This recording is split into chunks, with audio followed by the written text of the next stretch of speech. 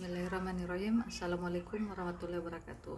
Jadi untuk video kali ini saya akan membahas tentang atau mata kuliah metode numerik terkait dengan penyelesaian persamaan nonlinear dengan metode bisection. Jadi saya langsung action saja ke contoh soal. Saya punya soal yaitu tentukan akar persamaan dari x kuadrat ditambah dengan 3x kurang 4 sama dengan 0. Nah, sekarang yang kita harus lakukan adalah mengikuti algoritma untuk menyelesaikan soal tersebut. Nah, algoritma pertama dengan pada metode bisection, pertama definisikan fungsi fx. Inilah yang fx. Jadi inilah yang fx ya. Nah, kemudian dari fx ini langkah selanjutnya adalah tentukan nilai x1 dan x2. Jadi saya tentukan ambil sebarang nilai x1 itu sama dengan 0, x2 itu sama dengan 3. Untuk penentuan nilai x1 dan x2 itu ambil sebarang saja, dimana jika mau lebih cepat atau iterasinya lebih sedikit, Anda bisa gambar grafik fungsinya.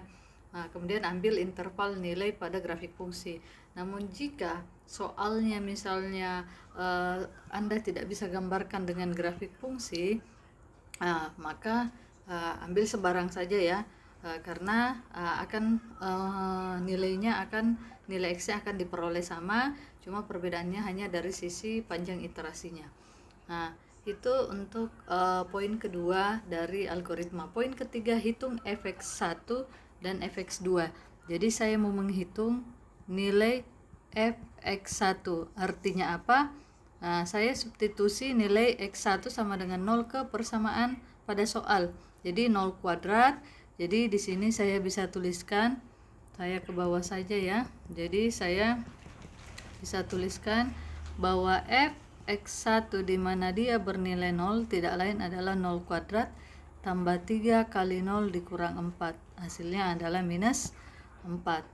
Kita hitung juga fx2 sama dengan 3. Artinya 3 kuadrat ditambah 3 kali 3 dikurang 4. Nah, berarti 9 tambah 9 kurang 4 jadinya positif 14.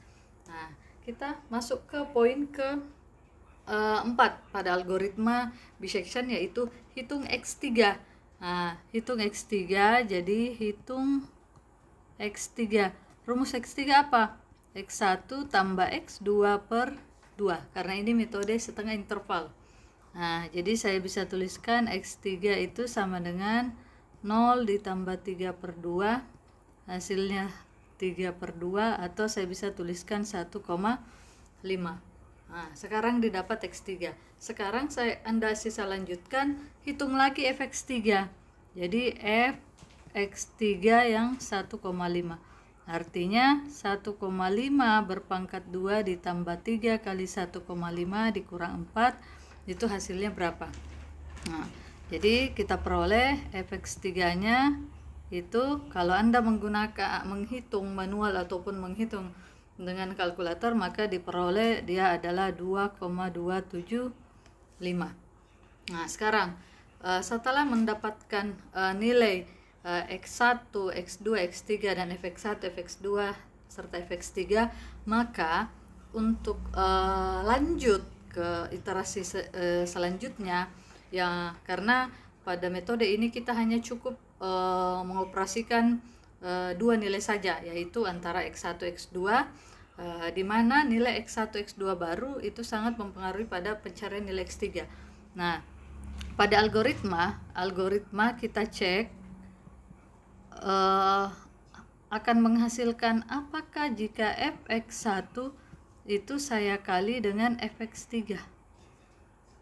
Nah, pada saat jika fx1 dikali fx3 itu kecil 0, maka yang akan terjadi, nilai dari x3 yang Anda hitung sebelumnya itu akan menjadi nilai x2 pada iterasi selanjutnya atau X2 yang baru. Saya kasih simbol saja bar ya.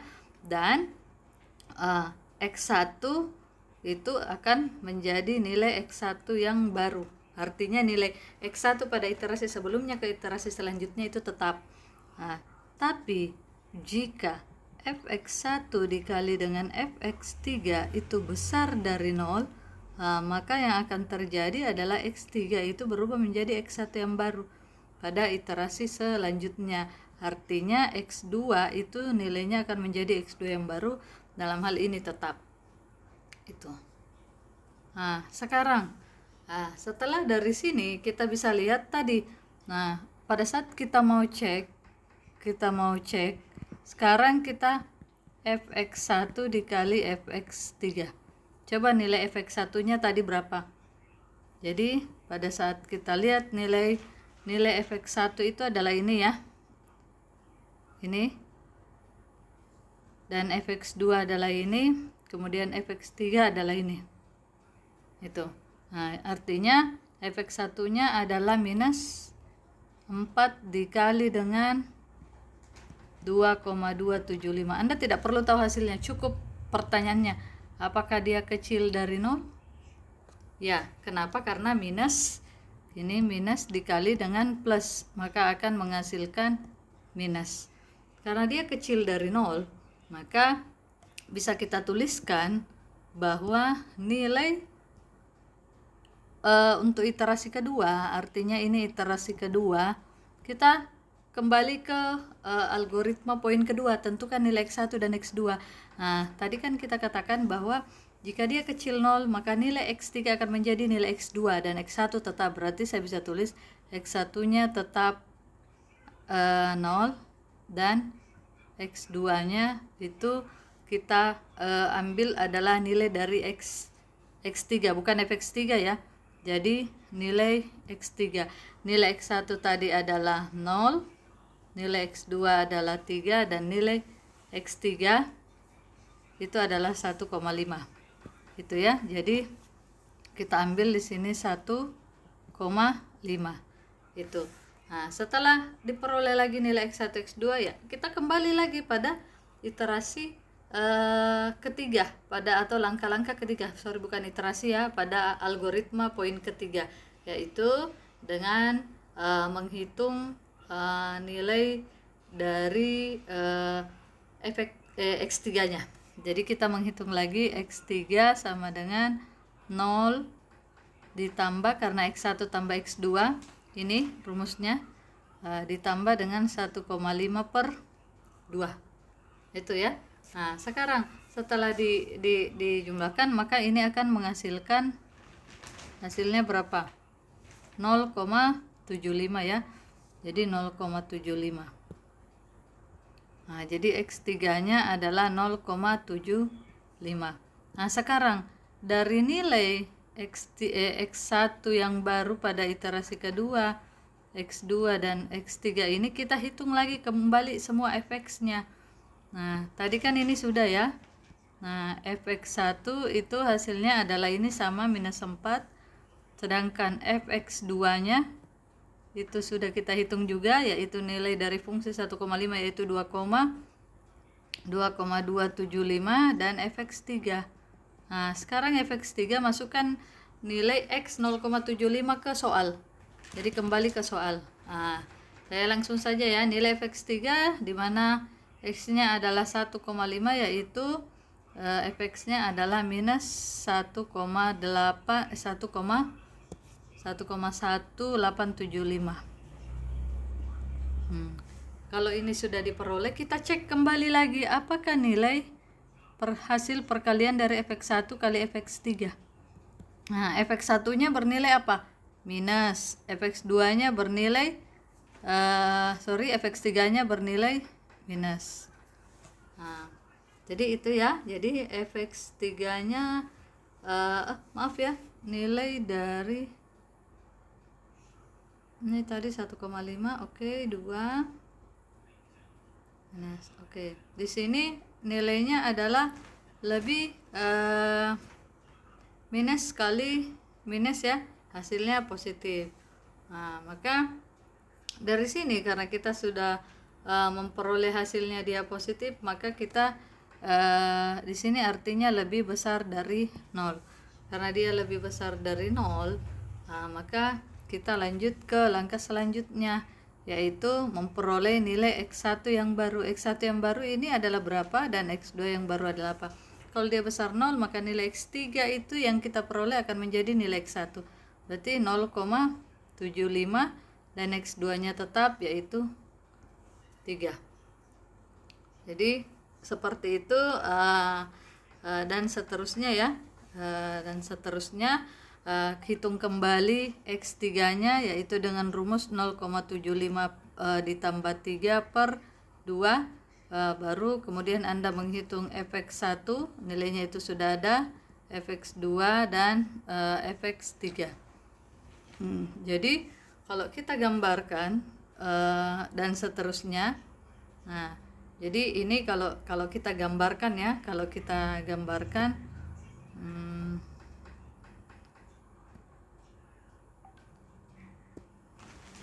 saya berpikir. Jadi kalau kita gambarkan pada apa istilahnya Excel, itu kita bisa hitung tulis ini X1, kemudian X2, X3, kemudian fx1, fx2 dan fx3. Jadi ini ya. Nah, sekarang ini tadi 0, 3, hasilnya di sini yang pertama adalah kita peroleh adalah 1,5. Nah, fx1-nya ini adalah minus 4, ini 14 dan 1,5, fx-nya adalah 2,275. Nah, sekarang tadi kan hasil kali, Anda cukup memperhatikan fx1 dan fx3, ternyata hasil kalinya adalah lebih kecil. Karena lebih kecil tadi maka nilai dari ini yang kita lihat ya, x3-nya itu menjadi nilai x2. Nah, berarti jadinya di sini 1,5. Jadi seperti itu ya. Jika dia lebih kecil, maka nilai x3 menjadi x2 yang baru dan nilai x1 tetap 0. Nah, sekarang setelah ini cari lagi X3, kan kita sudah cari tadi. X3 adalah 0 ditambah 1,5 per 2, hasilnya adalah 0,75. Sini kita tulis 0,75. Ini kalau perhitungan Excelnya ya. Nah, kemudian ini pasti tetap minus 4. Ini tadi 1,5 fungsinya adalah 2,275. Dan nilai X3, fx3-nya tadi kita peroleh adalah minus 1,175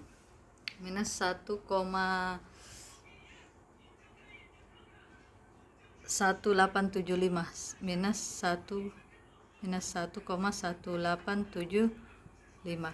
Nah, sekarang karena hasil kalinya adalah positif, maka di sini kita bisa fx1-nya minus 4 dikali minus 1 hasilnya positif, maka nilai 0,75 pada x3 di perhitungan iterasi kedua itu akan menjadi nilai tadi, kalau dia lebih besar X3-nya akan menjadi X1. Nah, berarti di sini 0,75, artinya X2-nya tetap 1,5. Nah, jadi seperti itu.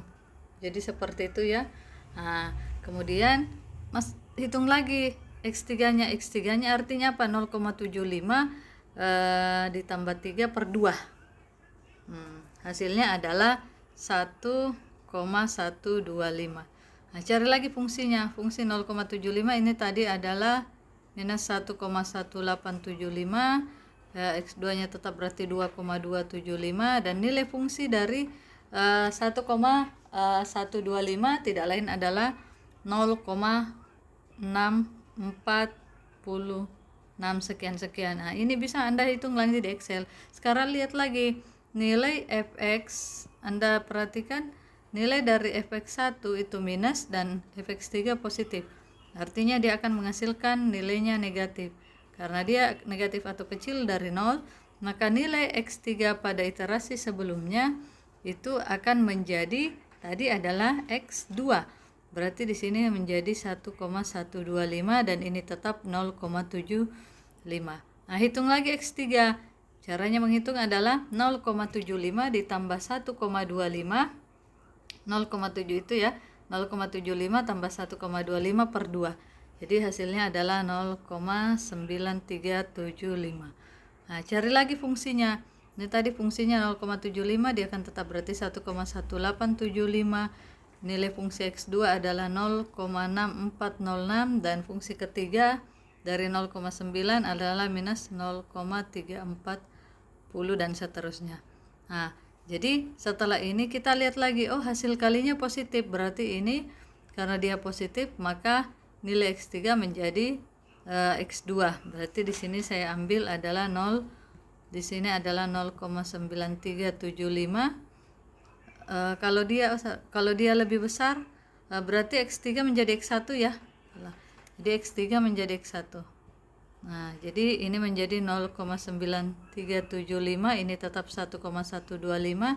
Hitung lagi X3-nya dengan 0,9375 ditambah 1,125 dibagi 2, hasilnya adalah 1,03125.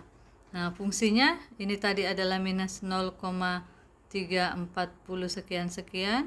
Kemudian ini tetap 0,6406 dan fungsi dari 1,03125 itu adalah 0,15722 dan seterusnya.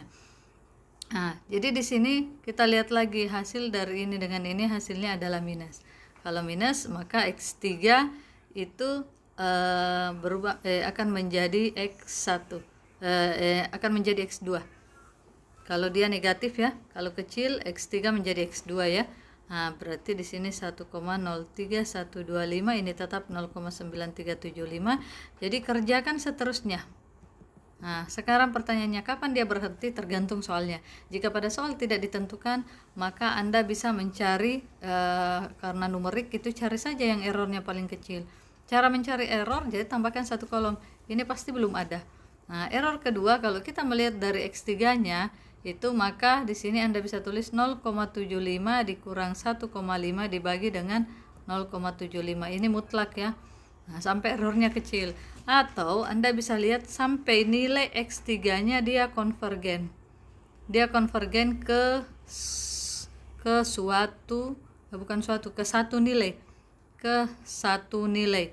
Nah, tadi pada metode tabel kita peroleh untuk soal ini nilai X-nya itu adalah 0,9. Jadi terus kerjakan sampai nilai X-nya menuju ke 0,9. Kalau dia sudah mentok di 0,9, maka walaupun Anda lanjutkan iterasi, maka dia akan berkisar di 0,9 ini. Apakah misalnya 0,9993, kemudian lanjut lagi 0,98, 0,97, 0,96. Intinya dia akan berputar di 0,9 lagi. Jadi seperti itu. Nah, seperti dijelaskan pada materi bahwa untuk metode bisection adalah metode terbuka, di mana untuk metode terbuka dia akan konvergen maka dia akan ke satu nilai. Jadi seperti itu. Tapi mungkin error dari metode ini akan lebih besar dibanding dengan metode Newton-Raphson, Secant, dan iterasi titik tetap. Jadi seperti itu ya. Jadi silakan Anda mengerjakan sesuai dengan prinsip atau algoritma yang telah diberikan materinya. Ikuti saja langkah-langkahnya. Numerik itu dia iterasinya berulang-ulang. Kenapa berulang-ulang? Sampai dia memperoleh nilai yang mendekati nilai sebenarnya atau errornya sangat kecil. Jadi numerik itu tidak akan pernah sampai ke nilai sebenarnya, tapi dia mendekati nilai sebenarnya. Itulah bedanya metode numerik dan analitik ya. Jadi seperti itu. Jadi silakan lanjutkan terus sampai dengan nilai X3 itu akan menuju konvergen ke 0,9. Nah, sekira itu. Jadi pada prinsipnya itu Anda menghitung X3 dengan rumus X1 tambah X2 per 2 dan menghitung Fx1, Fx2, Fx3. Setelah itu untuk menentukan nilai mana X1, X2 pada iterasi selanjutnya atau X1, X2 yang baru, maka nilai X3 itu berpindah. Jadi ada satu nilai X3, ada nilai X3 yang berpindah ke, kalau bukan dia ke X1, dia ke X2 pada iterasi selanjutnya, tergantung nilai dari Fx1 dikali Fx3 itu. Saya kira demikian untuk metode ini. Saya tutup dengan ucapan wabillahi taufik wa hidayah. Wassalamualaikum warahmatullahi wabarakatuh.